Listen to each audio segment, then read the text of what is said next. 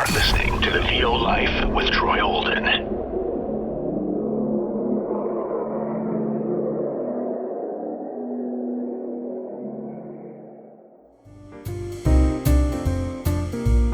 This is The VO Life. Positive conversations about living the voiceover life. Insight into the business and day-to-day grind of being a regular Joe VO. From the humble beginnings to the finally hitting a new level to getting that first big client. It's all about that VO life. Here's your host, Troy Holden.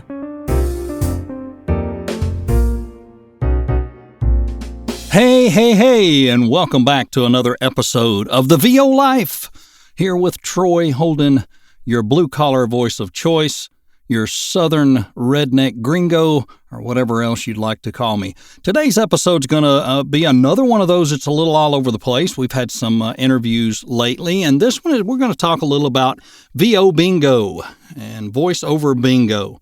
And I want to thank Brad Grahowski for the bingo card. He started the idea, and that got the ball rolling. And after a couple of recent interviews, I said, it's time we do this. And let me throw out a disclaimer before I get started, because a few people are going to say you're being negative and are critical, and I'm not being that way. I'm going to be a little more honest than I would typically be, because I'm sitting in a room talking to myself, and I don't have to have someone throwing it back at me. So advantage Troy right now, so I'm going to take advantage of that. I'm going to start out with Brad's card, and this came from some frustrations that a few of us had. We were having a discussion a few weeks ago that we are, it gets so tiring and I do not mean this as a slam against new people, because I'm still new myself, but the slam is stop asking the same questions over and over and over. Go up in the search bar and search those questions and find those answers on your own. You're not entitled. Those of us that had to dig and search for all this stuff, we had to dig and search. So you need to dig and search. And this is about some of those questions. My favorite one is, how do I get started? Let me preface that by saying this.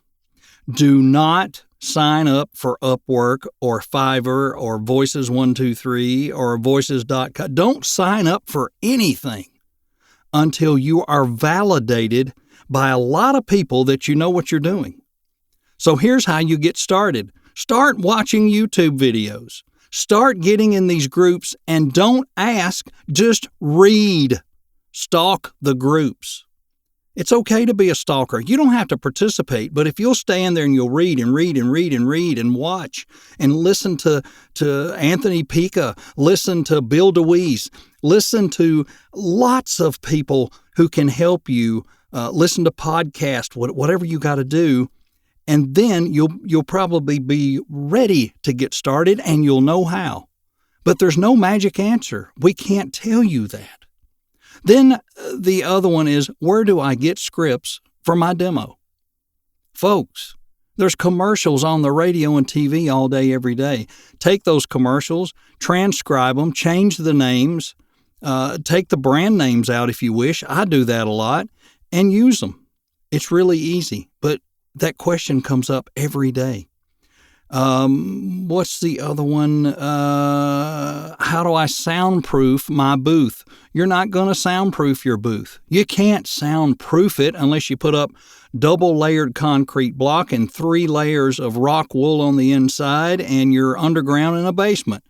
It's very hard to quote unquote soundproof. You can sound treat your room. You need to treat your room just as I've treated mine, and you can figure that out with the moving blankets and the foam like we all have, and you'll find reflective surfaces and you'll fix them. But that question comes up over and over and over. Hey, how many times have you also seen this one? Where can I get background music? Oh my goodness, which mic should I buy? Which DAW should I buy? What can I do about mouth noises? Do I need a website? Is it okay to make my own demo? You know what I'm saying?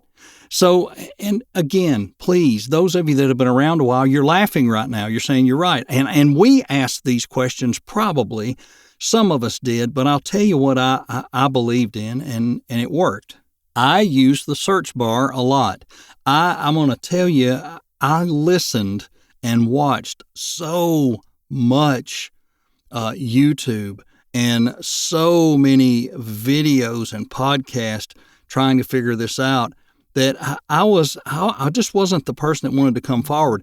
Well, then when I found a couple of mentors or a couple of buddies that we could all discuss things back and forth and kick things back and forth, it got easier. So that's the part two. The part two of it is, if you can get some voiceover friends and you can bounce this off each other, you're not driving all these people crazy in these groups. And you don't want to drive them crazy because you do need these folks for info. You do need them for support.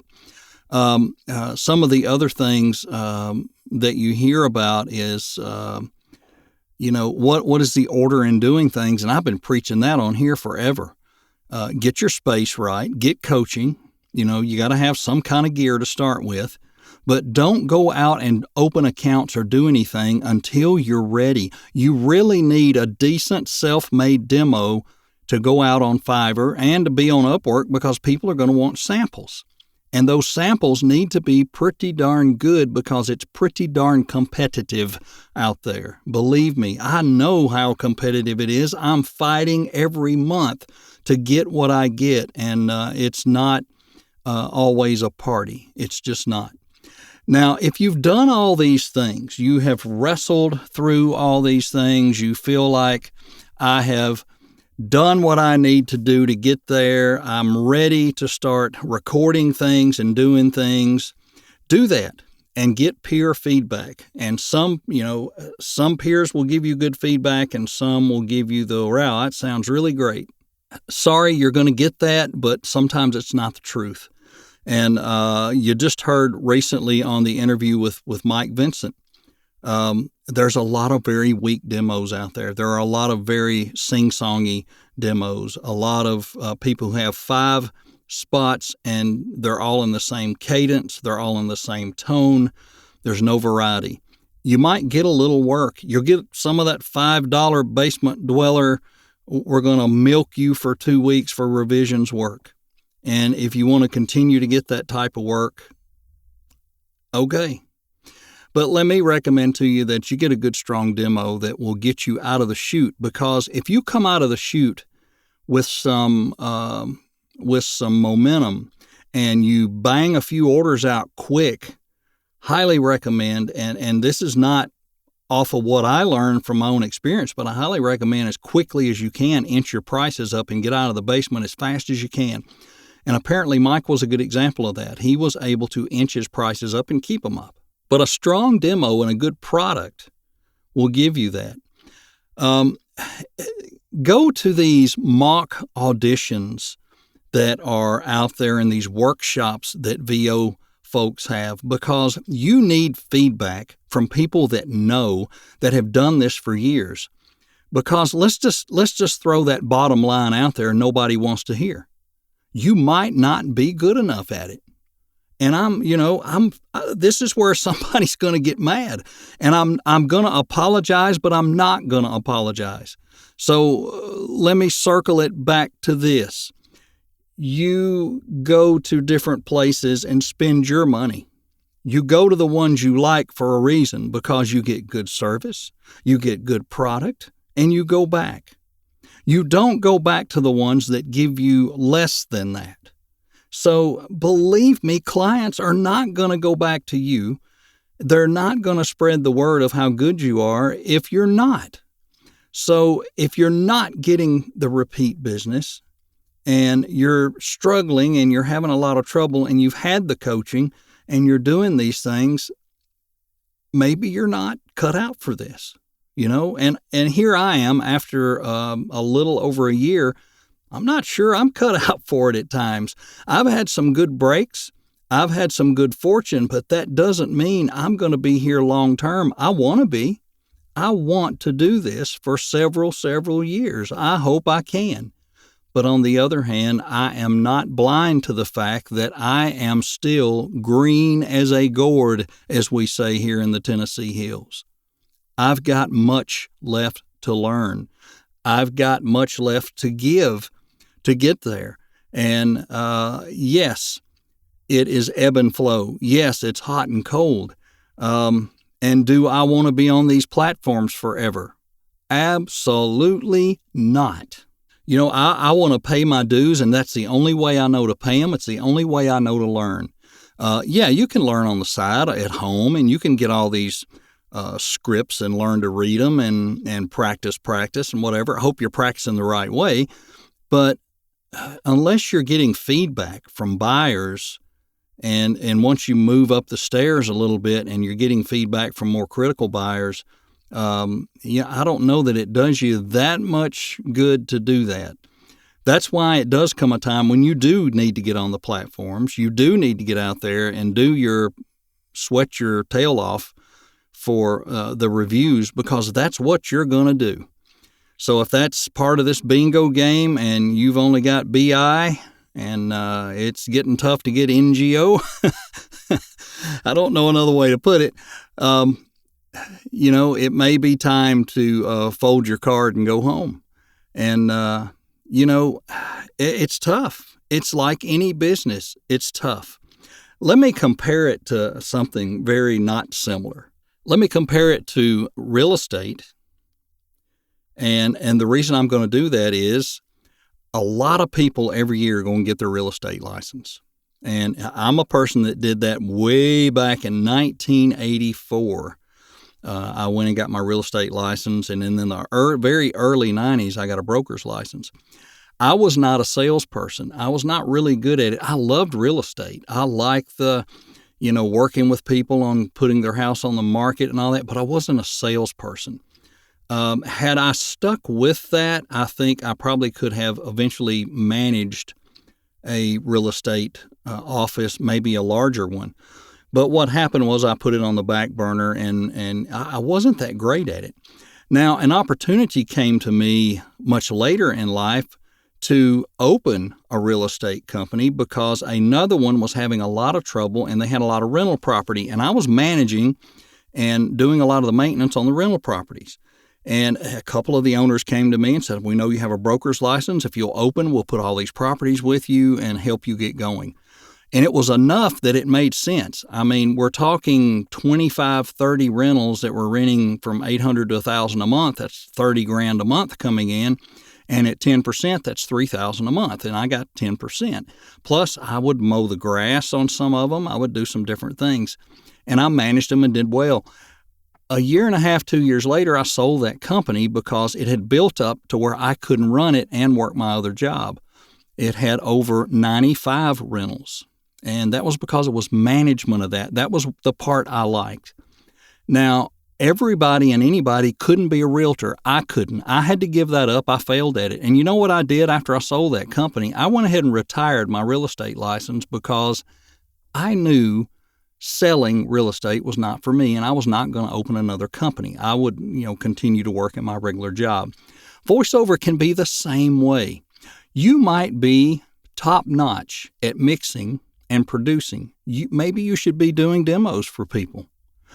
You might be top-notch at writing copy, but then again, there may be nothing about all of this that works for you. I don't know. I'm not trying to pick on anybody. But let me just say, this is not a get-rich-quick thing. It's not anything that's easy. And even if you learn, it doesn't mean you're going to make it, because you have to have some God-given ability to take what's on that paper and deliver it. And it's not easy. And I started out, I couldn't do it that well. But I went and got the coaching and figured out, yes, I can do this, and I can do it almost naturally, as long as I get a little direction from who wants that job done. Now, a lot of the direction we get when we're on these platforms is terrible. It's terrible. And we deliver, and they go, well, that's not what I wanted. It sounds like this. And I've heard a lot of people lately saying, you sound like an AI. You're too robotic. I don't think I've ever had anybody come back and say that. I've had them say, I was a little too fast. My pace was too fast. I've had them say, I want you to be more gravelly. I want you to sound older. I want you to slow down, or I want you to speed up. This is I want to get this in 2 minutes instead of 2 minutes and 18 seconds. And that's fine. I don't have any problems with that kind of direction. But what I really like is when you're reading and they say, well, now would you do it like this, and just really, really pull it back. Just relax and just, say it like you're talking to your grandma, and that's, we get a lot of that. If you struggle reacting to that and you're going back and forth and back and forth and back and forth with your client, and especially if you're doing some live direction and you're struggling with it, I don't know what to tell you. It's going to be hard.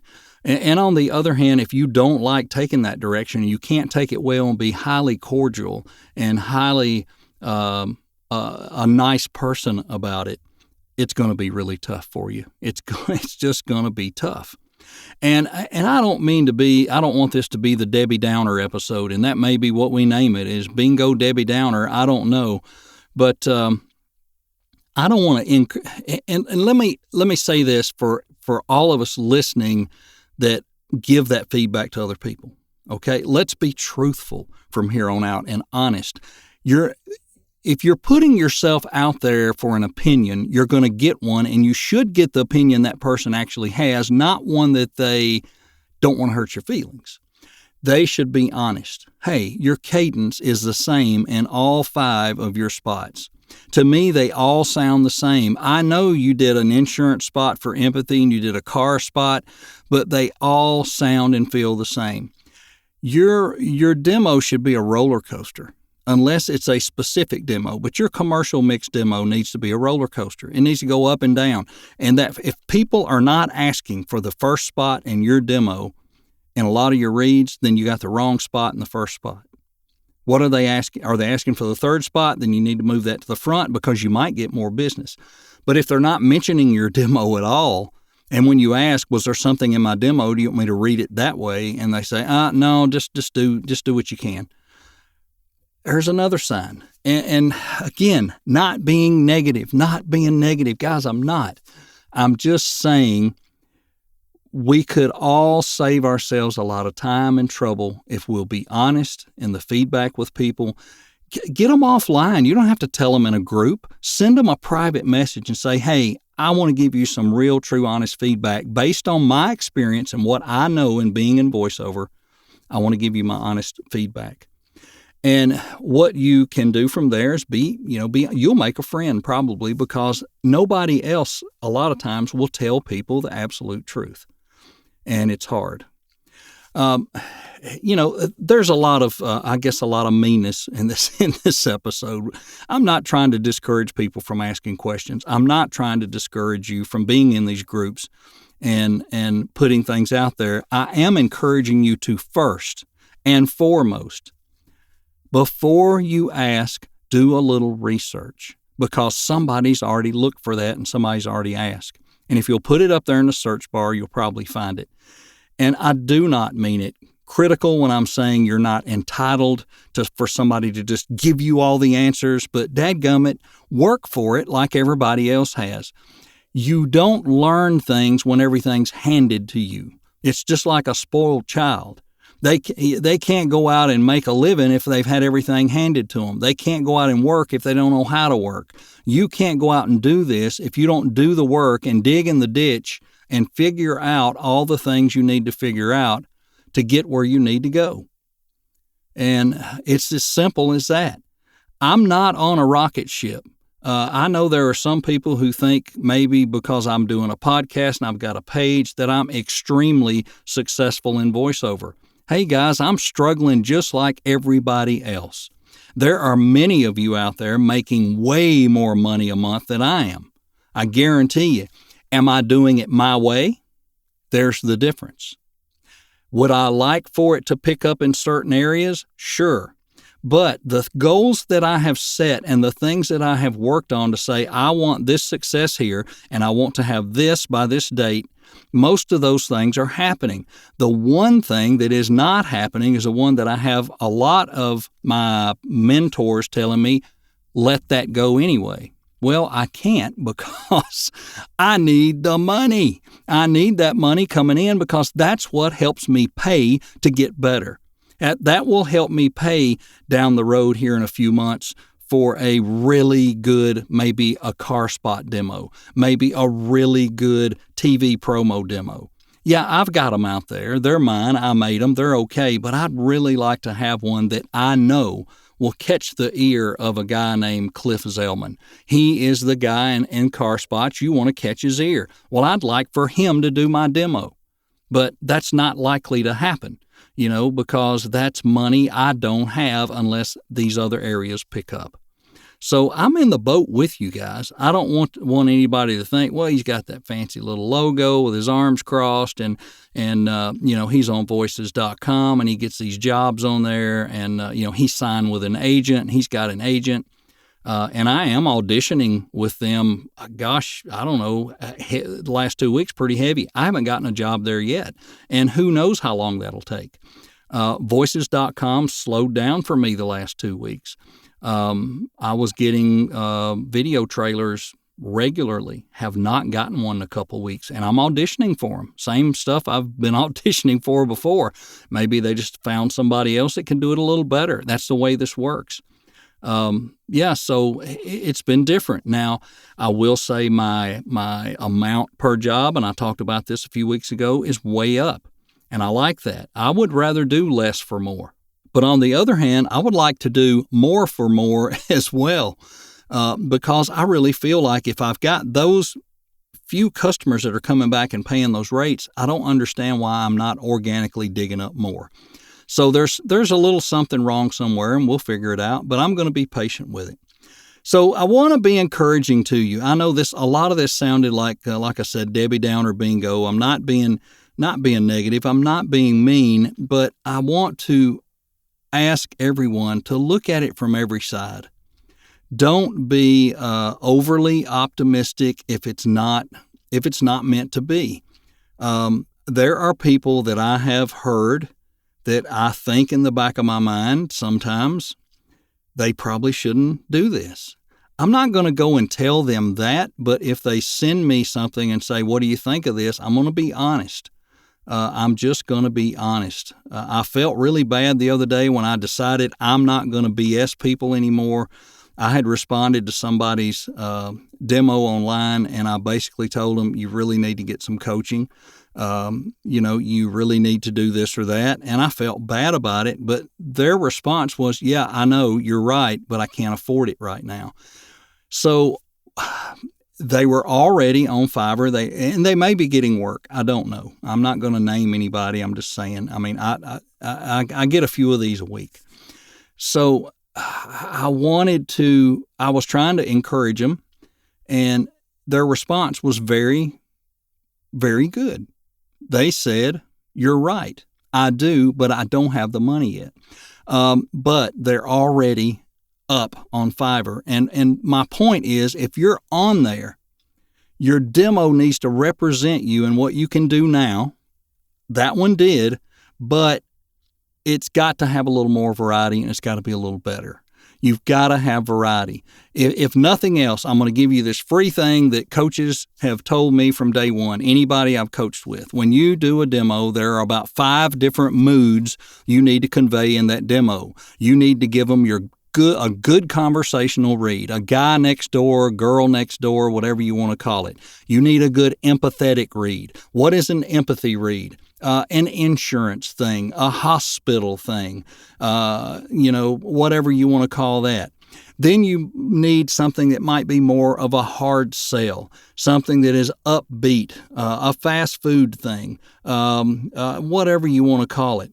And then those other 2 need to be your throwaways. If you're really strong in one area, then maybe one of those 2, you put 2 of those really good conversational ones back to back. But those 3 need to definitely be in there. You don't want 5 all-out conversational reads. You don't want 4 hard sales and 1 conversational. Mix it up. Wow, can you hear the thunder? It's raining. Ha ha, Tennessee, it's raining.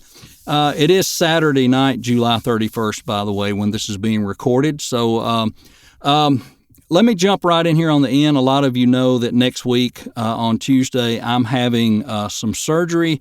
I'm going to be off the grid for a couple of days. I'm going to go ahead probably and get this up before that.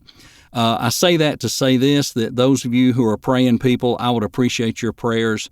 This is the third time that I've had abdominal surgery, and I'm really hoping this is the time that really corrects some issues I've been having and things get better. I used to be, and I still am, a highly energetic person. I work hard. I try to do a lot.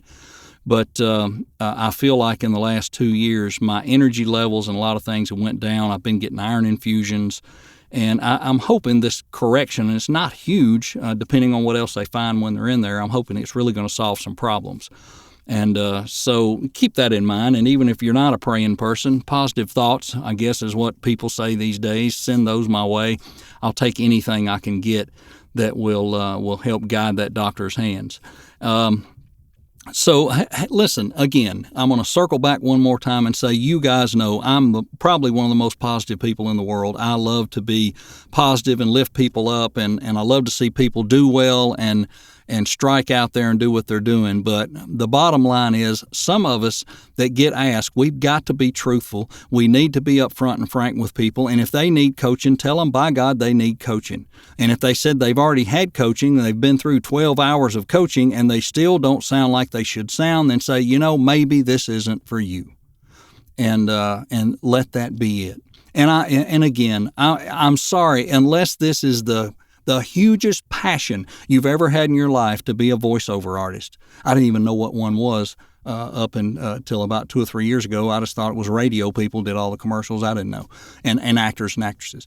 But I didn't know you could do just this. I've always had a passion to use my voice. I've always had a passion.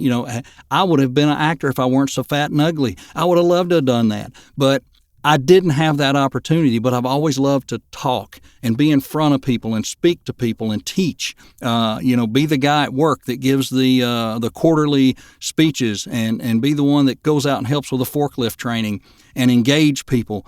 And that's where my background came from. It didn't, and I was, of course, I had a music ministry for years, and I've sang all my life.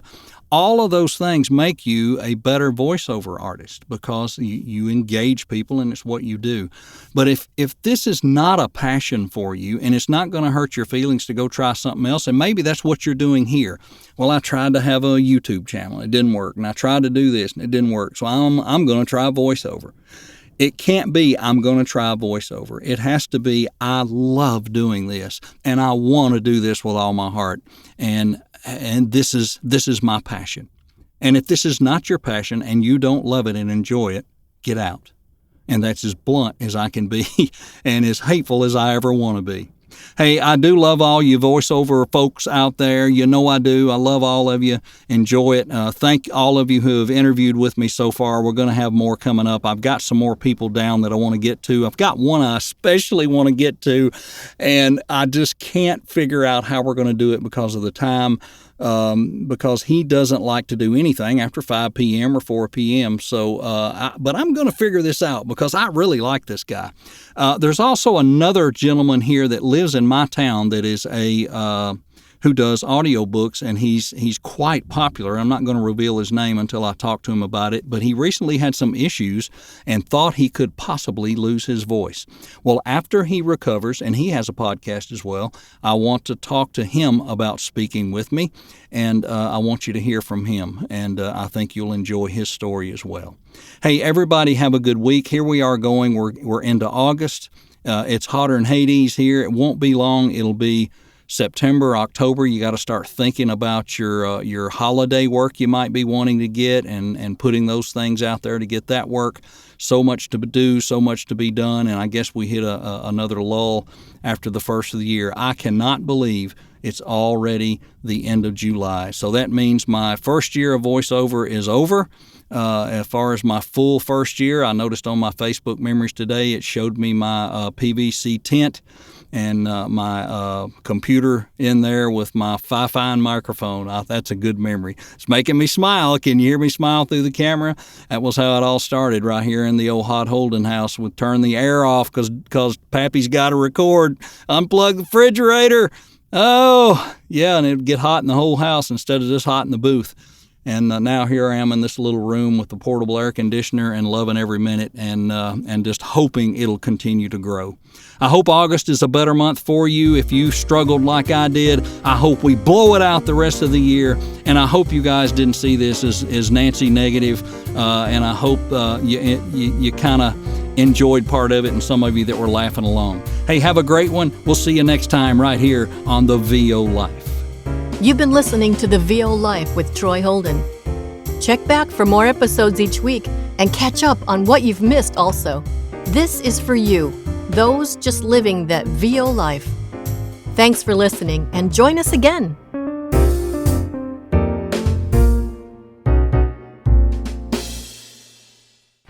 This has been The VO Life with Troy Holden on Spotify, Apple, Google, and more.